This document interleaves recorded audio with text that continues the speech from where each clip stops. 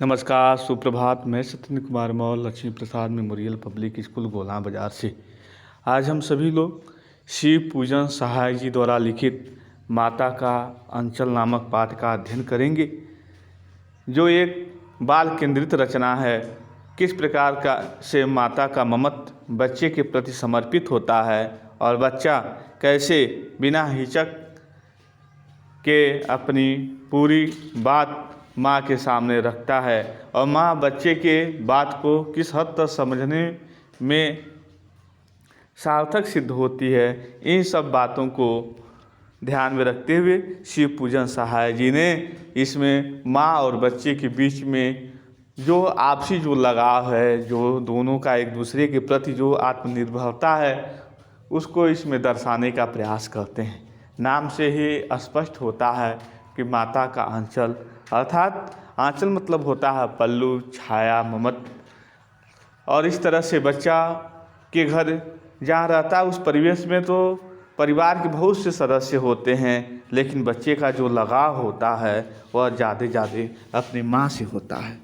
क्यों होता है? इसी बात को इसमें दर्शाने का प्रयास करते हैं कि माँ जो होती है वह सहज स्वभाव की होती है और बच्चे के हर एक प्रश्न का उसके पास जवाब होता है और बच्चा अपनी माँ से अपने प्रश्नों के उत्तर को सुनने के बाद काफ़ी संतुष्ट भी होता है। माँ बच्चे के प्रश्न से कभी भी इतराती नहीं है, कभी भी क्रोध नहीं व्यक्त करती है, बल्कि बच्चे को पूरा वह मौका देती हैं कि बच्चा अपने प्रश्नों को उनके सामने सही ढंग से रखने का प्रयास करे। इस तरह से शिव पूजन सहाय जी ने बच्चे के एक बाल सुलभ जीवन की चेष्टाओं का जिस तरह से वर्णन किए हैं, उसको पढ़ने के बाद ऐसा महसूस होता है जैसे हमारे जो बाल्यावस्था के जो दिन हैं वह सजीव हो उठते हैं। अर्थात इतने मतलब सजीव शब्दों के यानी सजीवता या मनुष्य के जीवन के वास्तविकताओं को जोड़ने का प्रयास करते हैं। ये रचना पढ़ने के बाद हर एक व्यक्ति अपने बचपन के उस गहराइयों में उतर जाता है और उसे ऐसा लगता है कि जिस तरह से लेखक के साथ ऐसी घटनाएं घटी हुई हैं, हमारे साथ भी घटी थी। लेकिन अंतर यही है, लेखक ने अपने जीवन की घटनाओं को सबके सामने व्यक्त करने का प्रयास किए, अपने शब्दों का रूप दे दिए, लेकिन हम अपने जीवन की घटनाओं को शब्दों का रूप नहीं दे पाए, या हमारी जो रूढ़िवादिता थी, विचारधारा थी कि लोग जानेंगे तो मेरे बारे में क्या सोचेंगे, इस तरह की विचारधारा को लिए हुए लोग अपने बचपन के उस बचपन वाले दिन को लोगों के सामने शेयर करना पसंद नहीं करते। तो ऐसे स्थिति में आइए हम लोग देखें कि शिव पूजन सहाय जी ने माता के अंचल नामक पाठ के माध्यम से अपने जीवन के उन सभी यादों को किस तरह से व्यक्त करने का प्रयास करते हैं, किस तरह से माता पिता दोनों समान होते हैं, लेकिन बच्चा जब किसी मुश्किल या कठिनाइयों के दौर से गुजरता है तो किस तरह से वह अपनी माता के ज़्यादा नज़दीक जाने का प्रयास करता है और घर के दूसरे सदस्यों को उस समय वह भूल जाता है, नज़रअंदाज करने का प्रयास करता है। तो ये देखा जाए कि किस तरह से वह अपनी इस रचना के माध्यम से बताने का प्रयास करते हैं। जहाँ लड़कों का संग तहाँ बाजे मृदंग, कहते हैं जहाँ लड़कों का संग हो जाए वहाँ मृदंग बाजने लगता है। मृदंग मतलब ध्वनि रूपी आवाज़, यहाँ मृदंग का मतलब है ढोलक। वास्तविक में मृदंग का जो अर्थ होता है वह ढोलक होता है, लेकिन यहाँ ढोलक का ऐसे अर्थ नहीं है, यहाँ बच्चों की आवाज़ से अर्थ है। अर्थात जब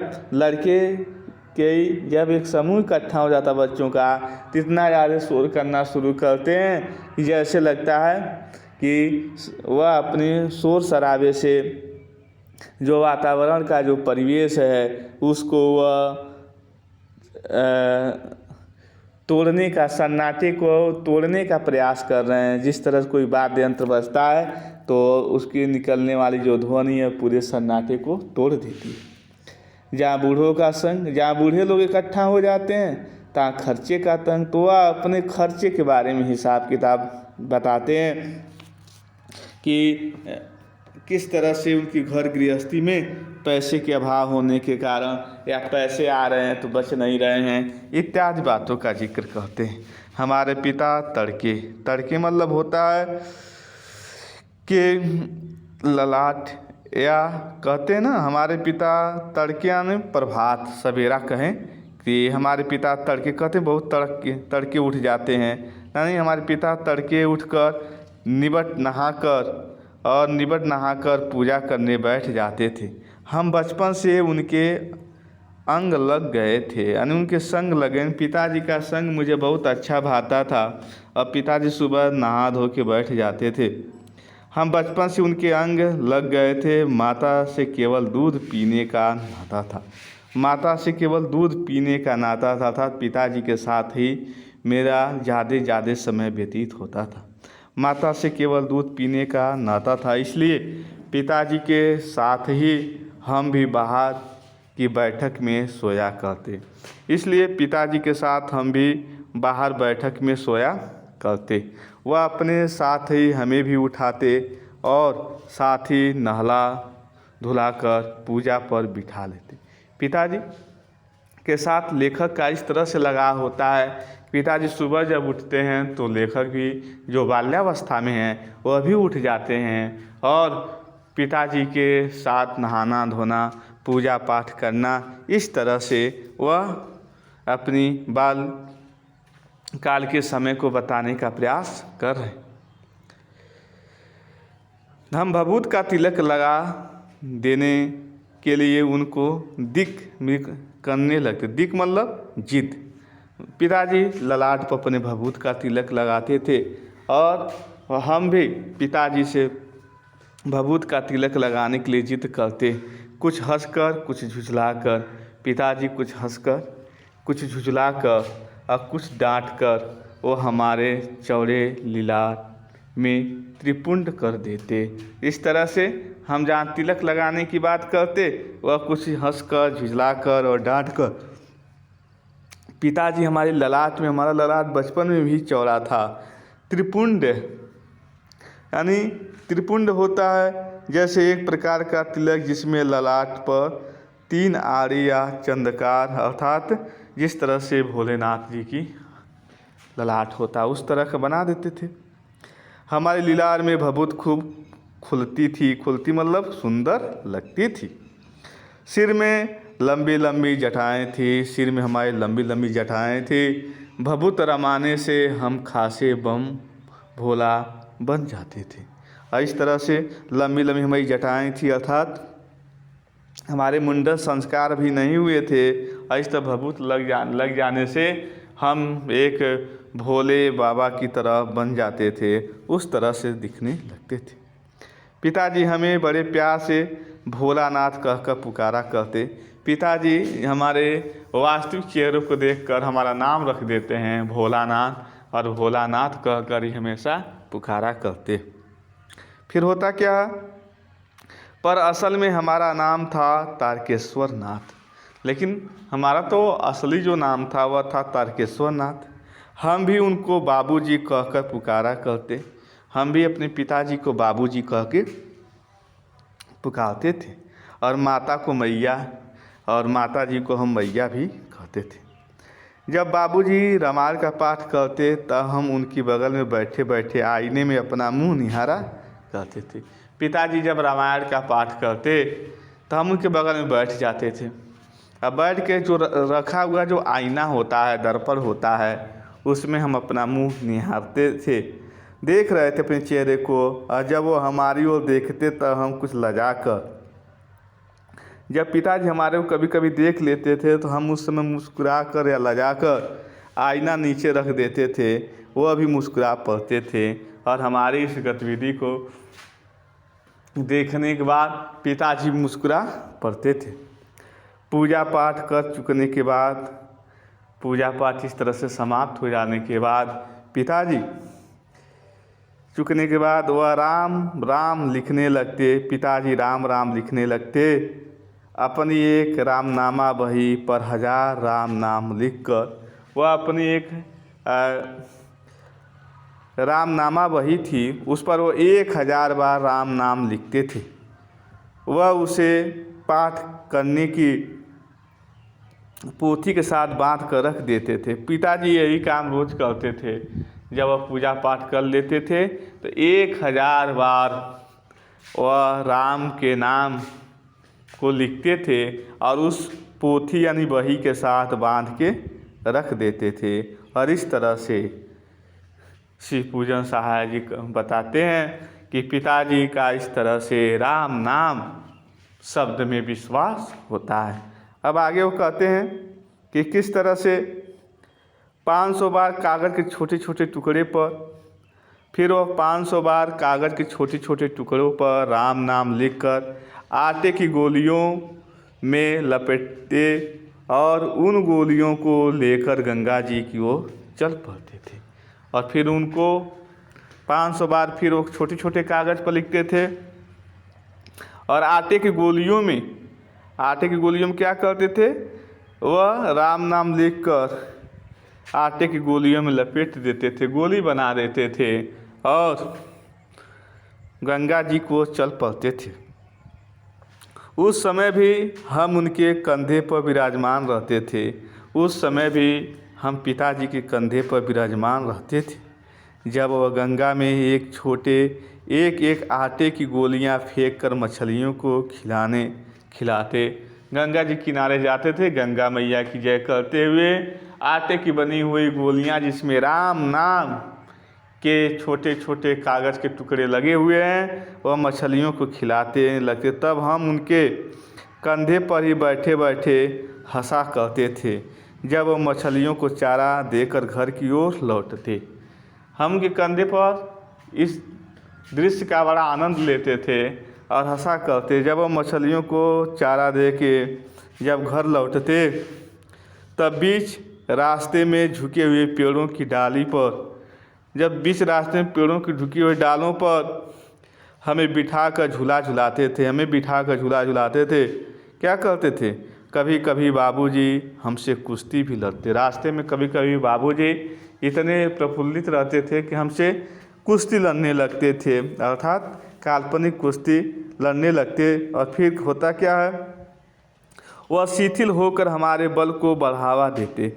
वह थोड़ा सा अपने बल को शिथिल कर लेते थे और हमारे बल को बढ़ावा देते और हम उनको पछाड़ देते थे। हम उनको पछाड़ मतलब हरा देते थे। यह उतान पड़ जाते यानी एकदम गिर जाते थे पीठ के बल पर। अब उनकी छाती पर चढ़ जाते थे, हम उनके पेट पर चढ़ के बैठ जाते थे। जब हम उनकी लंबी लंबी मूँछें उखाड़ने लगते, उनकी लंबी लंबी मूँछें थी उखाड़ने लगते, तब वो हंसते हंसते हमारे हाथों को मूँछों से छुड़ाकर उन्हें चूम लेते थे। और इस तरह से वह हमारे हाथों को मूँछों छुड़ा के चूम लेते थे। फिर जब हमसे खट्टा और मीठा चुम्मा मांगते, पिताजी कहते थे कि फिर वह चुम्मा मांगते, तब हम बारी बारी कर अपना बायां दाहिना गाल उनके मुंह की ओर फेर देते थे। बाएं का खट्टा चुम्मा लेकर जब दाहिने का मीठा चुम्मा लेने लगते, तब उनकी दाढ़ी और मूंछ हमारे कोमल गालों पर गड़ा देते थे। हम झुझलाकर फिर उनके मूंछ नोचने लग जाते थे। इस तरह से पिताजी का बच्चे के जो इच्छाएं हैं उसी में उतर जाना और उसके साथ खेलना, यह शिव पूजन सहाय जी को बड़ा अच्छा लगता है। इन सब बनावटी रोने लगते, पिताजी रोने लगते, अलग खड़े खड़े खिलखिला कर हंसने लग जाते। तब हम अलग खड़े हो जाते हैं और खिलखिला के हंसने लग जाते हैं। और इस तरह से उनके साथ हंसते हंसते जब हम घर आते, उनके साथ जब हंसते हंसते हम घर आते, तब उनके साथ ही हम भी चौके पर खाने बैठते। उनके साथ हंसते हंसते हम घर आते तो उनके साथ ही खाना खाने के लिए उनके साथ ही उस चौक पर बैठ जाते थे। वह हमें अपने हाथ से फूल के कटोरे में गोरस मतलब होता है दही भात जो भी है, कि तब वो अपने हाथ से फूल के कटोरे में गोरस और भारस गोरस और भात सान कर खिलाते थे। जब हम खाकर ऊपर जाते उब जाते, खाते खाते ऊपर मतलब उब जाते, तब मैया थोड़ा और खिलाने के लिए हट करती थी। तब मैया मुझे खिलाने के लिए थोड़ा और हट करती थी और वह बाबूजी से कहने लगती, क्या कहने लगती कि आप तो 4-4 दाने के कौर बच्चे के मुँह में देते जाते हैं, इससे वह थोड़ा खाने पर भी समझ लेता कि वह बहुत खा गए। इस तरह थोड़ा खाने के बावजूद भी वो समझता कि हम बहुत खा लिए। आप खिलाने का ढंग नहीं जानते, बच्चे को भर मुँह कौर खिलाना चाहिए। आप लोग क्या जानेंगे कि बच्चों को किस तरह से खिलाया जाना चाहिए। जब खाएगा बड़े बड़े कौर तब पाएगा दुनिया में ठौर। कहती हैं माता कि जब ये बड़े बड़े कौर को खाएगा तभी दुनिया में ठहर पाएगा। देखिए मैं खिलाती हूँ, मर्दुए क्या जाने कि बच्चों को कैसे खिलाना चाहिए। मर्द क्या जाने कि बच्चे को खाना किस तरह से खिलाना जाना चाहिए। और महतारी के हाथ से खाने पर बच्चों का पेट भी भरता है, और महतारी के हाथ से खाने बच्चों का पेट भरता है। यह कब थाली में दही भात शांति और अलग अलग।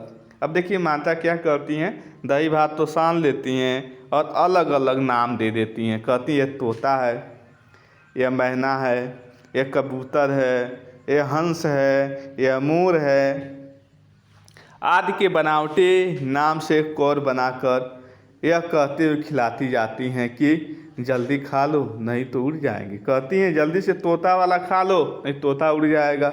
वह खा लेते हैं, कहते मैना वाला खा लो नहीं तो ये उड़ जाएगी। इस तरह से कबूतर, हंस, मोर आदि कहने लगती थी। अब बच्चा बहुत जल्दी जल्दी कहता था कि उड़ने नहीं देंगे, हम खा जाएंगे, और किस तरह से खा जाते थे। पर वह उन्हें इतनी जल्दी उड़ा जाते थे, पर हम उन्हें इतनी जल्दी उड़ा जाते थे उड़ने का मौका ही नहीं मिलता था। और हम माता के द्वारा जो काल्पनिक जो खाने के भोजन के कौर बनाए हुए रहते हैं उसको हम उड़ा जाते हैं और उन्हें फिर मौका नहीं देते हैं उड़ने के लिए। इस तरह से माता अपनी बाल सुलभ चेष्टाओं को इसमें व्यक्त करने का प्रयास